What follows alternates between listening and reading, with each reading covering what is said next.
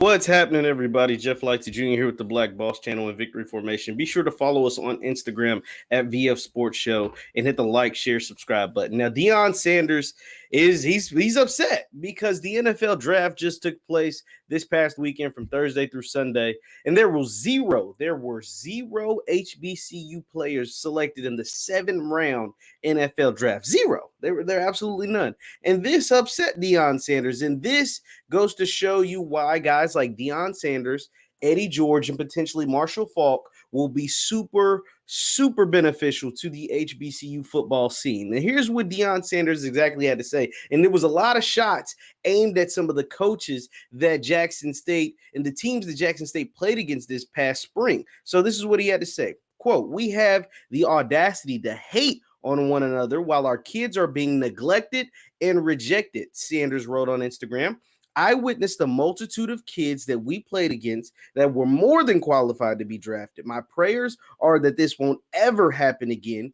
Get your knife out of my back and fight with me, not against me." Now, once again, this goes to a lot of those coaches that Deion felt were attacking him and upset and jealous and, just mad that Deion brought him, his brand, and his style of football to Jackson State, simply because we know Prime. We know Prime is flashy. We know the Barstool cameras are around. We know the celebrities are coming to the games. We know anybody associated with a Barstool are coming to the games. Troy Aikman, Gilly, Wallow, everybody, Leon from the actor Leon, like all of these people are showing up to support Prime, and even more Rex Ryan. Those are just the guys I'm thinking of off the top of my head, but even more are coming to support Jackson State. And a lot of the coaches in the schools weren't too pleased about that. Alabama State, after they beat Jackson State, put Deion's picture on the scoreboard.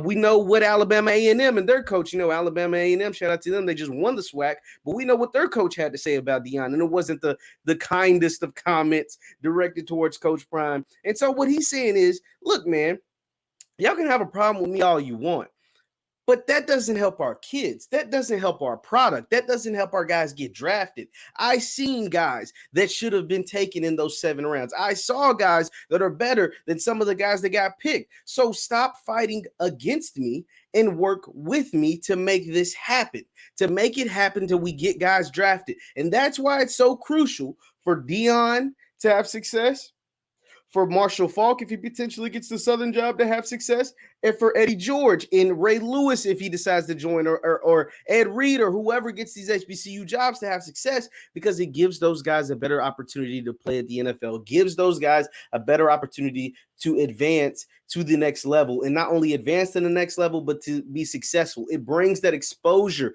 that much needed exposure, to the schools like Jackson State, Southern, Alabama State, Alabama A&M, Texas Southern, all of these different schools like that need Tennessee State. You know what I'm saying? Like all of these different schools who need the funding, whose best asset are their athletes, and they're choosing these other big time programs. Well, why not choose Tennessee State? Why not choose Jackson State? Why not choose Grambling? You know what I mean? Like, so that's what it's all about. It's all about giving back to your community. And that's one way to fund our community, is funding our education systems, right? To funding our colleges, that only teaches us, that were meant for us. And one way to fund it is through athletics.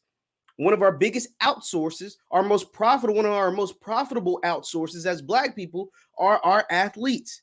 Are the athletes. Let's just be honest. Like athletes make a lot of money, and they get outsourced to places that never even originally wanted them, whether it's the University of Alabama or University of Florida or Notre Dame or, USC, all these different schools. But let's change the narrative. And I'm glad Deion is speaking out about this, because he's saying like there was a certain combine that was held for HBCU athletes, CFL athletes, XFL athletes, all these stuff. And Deion's like, man, bump that. We should be able to compete against the Alabama kids, against the Florida kids, against the, when it comes to combines and stuff like that. Because if you put my guys or some of my guys up against those guys that went to Alabama, that went 6 guys in the first round and probably almost, 12, 13, 14 guys drafted total, you put my guys against them, their numbers are going to be just as good as far as on field.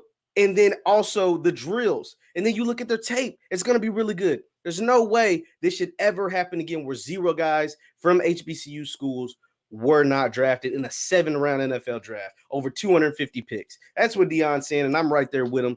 And I think what he's doing in Jackson is special. I think what Eddie George is going to do at Tennessee State is going to be special. And I hope Marshall Faulk gets that Southern job because I believe he can do something really well with that. Leave your thoughts and comments down below. Once again, I'm Jeff Lightsy Jr. at the Black Boss Channel in Victory Formation. Be sure to hit the thumbs up button, like, share, subscribe, and follow us at VF Sports Show on Instagram. We post content on there all the time. I'll see you.